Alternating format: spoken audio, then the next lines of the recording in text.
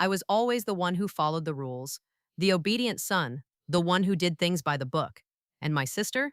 She was the opposite, the free spirit, the one who made waves, got attention, and always seemed to get exactly what she wanted. Looking back, it was a dynamic that had been set from the start, long before any of the major life events. We were the yin and yang of our family. She was loud, I was quiet, she was spontaneous, I was structured. And while I never envied her the chaos she often caused, I did always feel like there was this invisible gap between us, a gap that seemed to widen as we grew older. But it was never more apparent than when it came to our weddings. The day my sister Emily announced her engagement to Jason, our entire family buzzed with excitement. They'd been dating for a while, and even though I wasn't convinced Jason was the one for her, no one could deny that the two of them made a great pair. Emily had always been a dreamer, and she had a very specific idea of how her life would unfold. From the moment she was old enough to talk, she'd been planning her wedding down to the last detail.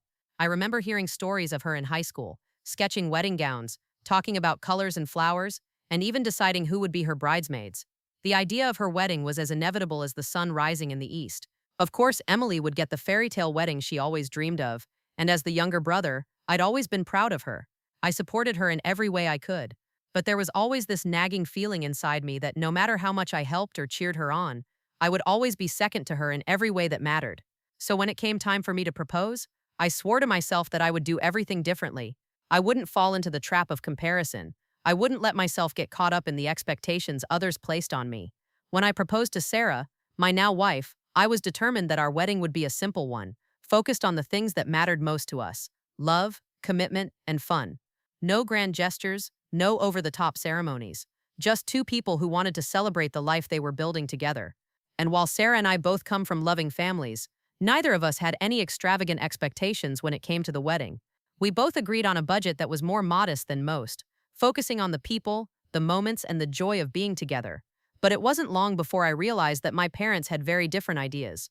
They were thrilled for us, of course, but there was an unspoken pressure I felt coming from them to make it a big wedding. My mom especially would ask about every detail. What kind of venue? What about the dress? Were we doing a big reception? As Sarah and I started to put together our plans, we stayed true to our vision: small, intimate, and affordable. But the more we tried to plan on our own terms, the more our parents, especially my mom, tried to steer us towards something bigger, something more traditional. Now, don't get me wrong, I love my parents. They want what's best for me. But there was a certain way they looked at weddings, a way that felt more about status and expectations than what we wanted. They would talk about Emily's wedding and how amazing it was going to be, how everyone was excited about her dress and the venue she had picked. I could feel the weight of their words every time they mentioned it. And then it happened, the day that would forever alter my perception of my family's love for me. It was a week after Emily's engagement party when my mom called me. I had been expecting it. She'd been so involved with Emily's wedding preparations that it felt like every time we spoke we were discussing centerpieces or bridal party sizes. But this time there was something different in her tone. "Hey, honey, how's everything going with the wedding planning?" she asked, but there was an edge to her voice, a slight hesitation that made my stomach churn. "It's going well," I replied, trying to keep my voice upbeat. "We're keeping it pretty simple. No frills, just the ceremony and a small reception with close friends and family."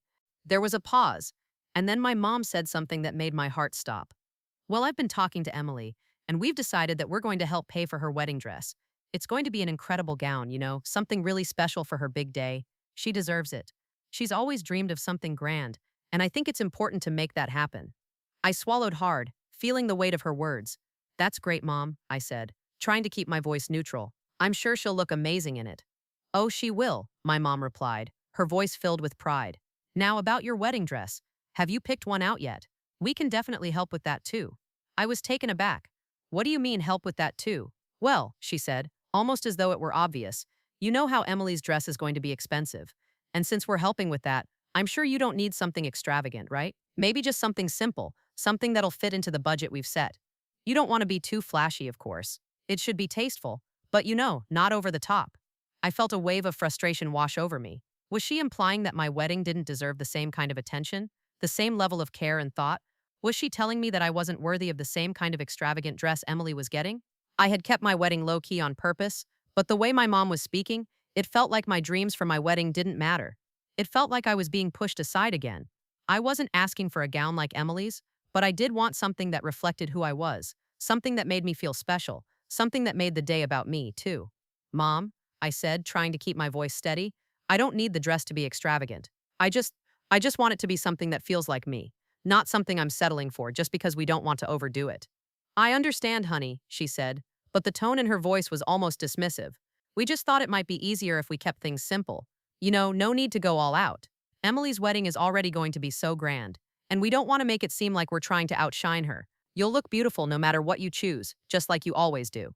The words stung. I had never felt more secondary in my own family. I had worked hard to make my wedding a reflection of my relationship with Sarah, a day that was ours and not some grand gesture for other people. But my mom's words made it clear that she didn't see it that way. She wasn't focused on what I wanted, what Sarah wanted, or even what would make me feel happy. She was focused on keeping up with the image of the perfect family, the right family. I kept my calm as best as I could, but the anger inside me was building. I wasn't just angry at her for pushing me aside, for telling me I didn't deserve a beautiful dress. I was angry because this wasn't the first time I had felt this way. My entire life, I had been overshadowed by Emily, always the better child, the one who had everyone's approval, the one who could do no wrong. And now, as my own wedding approached, it was clear that even in the most important moments of my life, I would always be second best. I didn't respond immediately to my mom. Instead, I took a long breath, trying to calm myself down before I said something I would regret. I'll figure it out, I said, my voice tight. Thanks, Mom. I'll keep looking. Of course, sweetheart, she said, her voice warm again as if nothing had happened. Just remember, it's your day. But Emily's wedding is the big one this year. We all need to remember that. I didn't know how to respond. How could I? The message had been clear. Emily's wedding is the big one, and you just don't matter as much. And that hurt more than I ever thought it would. The rest of the day passed in a haze. I didn't speak to anyone else in the family about it, not wanting to make a scene, but I couldn't shake the feeling that I was being pushed aside once again, just like always. That evening, I told Sarah what had happened. I tried to keep my tone light, but it was hard. It felt like the last bit of hope I had for a wedding that was about us was slipping away. I don't know what to do, Sarah, I said, my voice breaking. I feel like I don't matter. I feel like my wedding doesn't matter. I've spent all this time planning something that's just for us, but I can't shake the feeling that I'm being told to just settle for something less. And I'm not even talking about the dress anymore. I'm talking about everything. I'm talking about how they've treated me my whole life. Sarah took my hand, pulling me into a tight embrace. You matter, Emma. Your wedding matters. We'll make it everything we want it to be. And if they can't see that, if they can't support you the way you deserve, then that's their problem, not yours. I nodded, feeling a little calmer in her arms. But as I laid my head on her shoulder, I couldn't shake the feeling that no matter what I did, I was always going to be second best. And as my wedding day approached, I wasn't sure how to handle the situation. Would I be able to stand up for myself when my parents tried to overshadow me again? Would I be able to reclaim the spotlight that was rightfully mine? Or would I let the shadows of Emily's wedding, the perfect wedding, consume me? The next few days were filled with a thick fog of confusion and frustration. I found myself constantly replaying my mom's words in my head, wondering if I was overreacting. Maybe I was just being too sensitive, I thought. But no matter how many times I tried to tell myself that, the sting of her comment wouldn't go away. It was the same feeling I'd carried with me for years, being overlooked, dismissed, and always being the one who came second to Emily. The pressure was building up inside me. I couldn't shake the thought that in my family's eyes, I was the lesser child. Emily was always the one who got the spotlight, the one who got the bigger celebrations, the one who could do no wrong. And here I was, on the brink of marrying the love of my life, and my family was making it clear that they didn't think I deserved to be treated the same way. I decided that I needed to talk to Sarah about it, to get it off my chest. She had been nothing but supportive, and I knew she was the one person who could help me see things clearly. We had spent so much time building our life together, and I wanted to be sure that my wedding wasn't going to be overshadowed by family drama. That evening after dinner, I sat down with Sarah, taking a deep breath before I started. I need to talk to you about something, I said, my voice quiet. She looked up from her book, concerned. Of course, what's on your mind? I hesitated for a moment, unsure of how to put my feelings into words, but then it all spilled out. The conversation with my mom, the feeling of being pushed aside, the constant reminder that I was never quite as good as Emily. And as I spoke, I felt the weight of it all. The years of trying to please everyone, of always feeling like I had to earn my place in my family's eyes. You deserve better than this, Sarah said, her voice gentle but firm. You don't have to settle for being second best. This is your wedding, Emma. It's about you and me, not your parents or your sister or anyone else. I nodded, trying to hold back the tears that threatened to spill. I know, but it's hard. It's hard when your own family makes you feel like you're not enough. I feel like I'm constantly competing for their approval, and no matter what I do, I always come up short. Sarah pulled me close, wrapping her arms around me. You are enough, Emma. You don't need their approval. You've worked so hard for everything you've achieved, and this wedding? It's about the two of us and no one else. Don't let anyone take that away from you. Her words comforted me, but the hurt still lingered. I knew Sarah was right. I didn't need anyone's approval to validate my worth. But it was hard to shake the feeling that for my entire life I had been constantly trying to prove myself to people who would never see me as enough.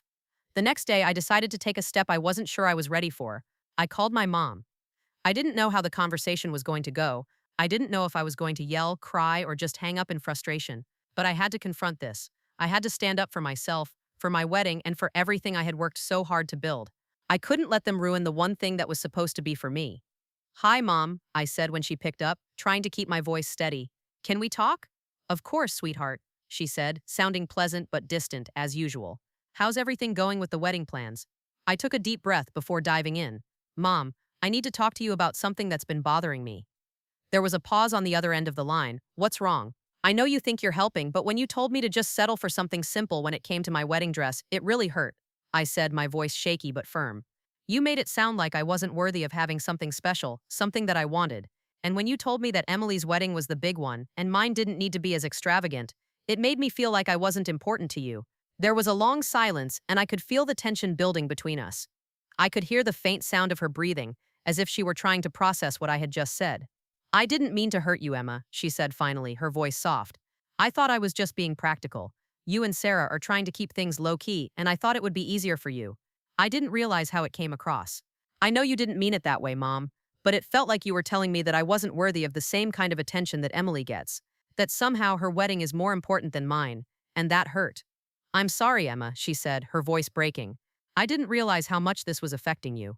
I just want what's best for you. But I understand now. You're right, this wedding is about you and Sarah. It's your day, and I should have respected that. I could hear the sincerity in her voice, but it didn't make the hurt go away. The damage had been done, and it would take more than a few words to fix it. The realization hit me that my mom would never see me the way she saw Emily. No matter how hard I tried, I would always be in my sister's shadow, and as much as I loved her, I couldn't ignore that truth anymore. I appreciate you saying that, Mom, I said, trying to keep my voice calm, but I need to be honest. It's not just about the wedding. It's about the way I've always felt in our family. I've always felt like I've had to fight for your love, to prove myself worthy of being seen, and it's exhausting. I'm tired of feeling like I'm always second place to Emily. There was another long pause. I never meant for you to feel that way, Emma. I love you both, and I'm proud of both of you.